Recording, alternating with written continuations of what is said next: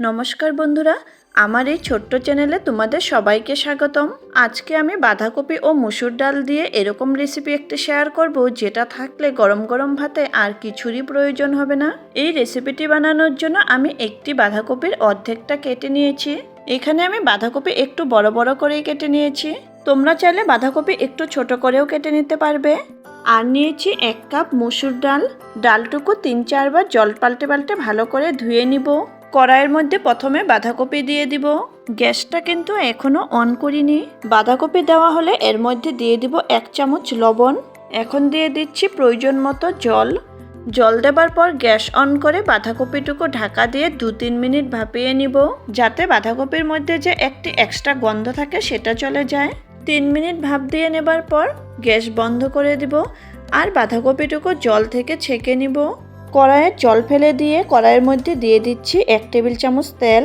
তেল ভালোভাবে গরম হলে এর মধ্যে দিয়ে দিচ্ছি 1/2 টিস্পুন গোটা জিরে ও 2টো শুকনো লঙ্কা।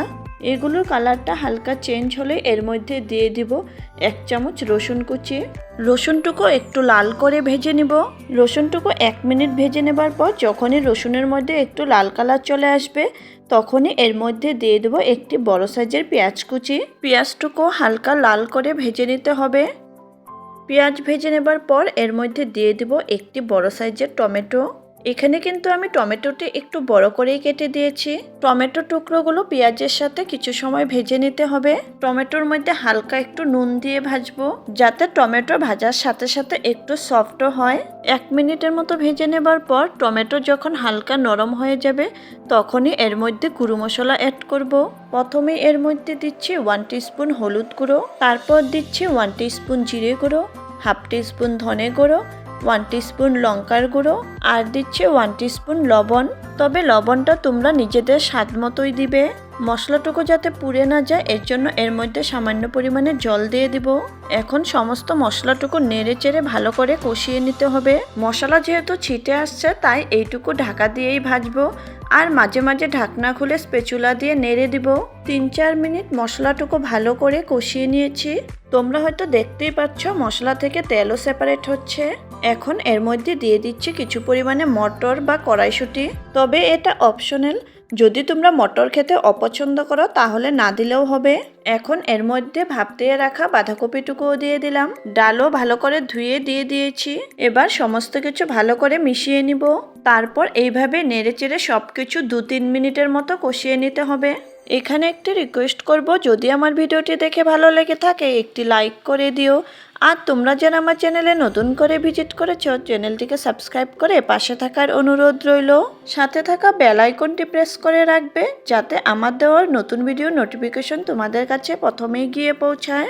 নাড়তে নাড়তে যখনই এইরকম শুকনো শুকনো ভাব চলে আসবে, তখনই এর মধ্যে দিয়ে দিব প্রয়োজন মতো গরম জল। তোমরা যদি এটা ভাত দিয়ে খাও তাহলে জলের পরিমাণ একটু বেশি দিবে, আর যদি রুটি দিয়ে খাও তাহলে জলের পরিমাণটা একটু কম করেই রাখবে, কারণ এটা তোমরা রুটি বা ভাত দুটোটির সাথেই খেতে পারবে। তাই বলছি, রুটি দিয়ে খেলে একটু ঘন ঘন থাকলেই ভালো লাগে। এখন ঢাকা দিয়ে মিডিয়াম ফ্লেমে 10 থেকে 12 মিনিট রান্না করে নিব, যাতে ডাল ও বাঁধাকপি দুটোই ভালোভাবে সেদ্ধ হয়ে যায়। 12 মিনিট পর ফিরে এসেছে। এখন কিন্তু আমাদের ডাল ও বাঁধাকপি দুটোই ভালো করে সেদ্ধ হয়ে গিয়েছে। তবে একটি কথা মাথায় রাখতে হবে, ডাল কিন্তু বেশি গলানো যাবে না, একটু গোটা গোটা রাখতে হবে, কারণ ডাল একটু গোটা থাকলে রান্নাটি খেতে দারুণ হয়। এখন দিয়ে দিলাম 2টো চেরা কাঁচা লঙ্কা ও সামান্য একটু চিনি। তবে কেউ যদি রান্নায় চিনি খেতে অপছন্দ করো তাহলে না দিলেও চলবে। এখন দিয়ে দিচ্ছি 1/4 টিস্পুন গরম মশলা গুঁড়ো ও 1/2 টিস্পুন ঘি। ঘি দেওয়াটা অপশনাল, কিন্তু যে কোনো নিরামিষ রান্নায় একটু পরিমাণে ঘি দিলে স্বাদটা বেড়ে যায়। ঘি গরম মশলা দেওয়ার পর 1 মিনিট মিডিয়াম ফ্লেমে রান্না করে নিব। গ্রেভির কনসিস্টেন্সিটা দেখো বন্ধুরা, এরকম রাখবে, তাহলে ভাতের সাথে খেতে ভালো হবে। যদি তোমরা রুটির সাথে খাও তাহলে আরেকটু ঘন করে নিবে, খেয়ে ভালো পাবে। 1 মিনিট পর ধনেপাতা কুচি দিয়ে নেড়ে চেড়ে গ্যাস বন্ধ করে দিব। তৈরি হয়ে গেল দারুণ স্বাদের একটি রেসিপি। সত্যি বলছি বন্ধুরা, গরম ভাতে এরকম একটি রেসিপি থাকলে 1 থালা ভাত নিমিষেই শেষ হয়ে যাবে, আর কিছুরই প্রয়োজন হবে না। আশা করছি একবার হলেও বানাবে। তাহলে আজকের মতো আসি, আবার আসবো নতুন কোনো রেসিপি নিয়ে। ততক্ষণের জন্য বাই এন্ড টেক কেয়ার।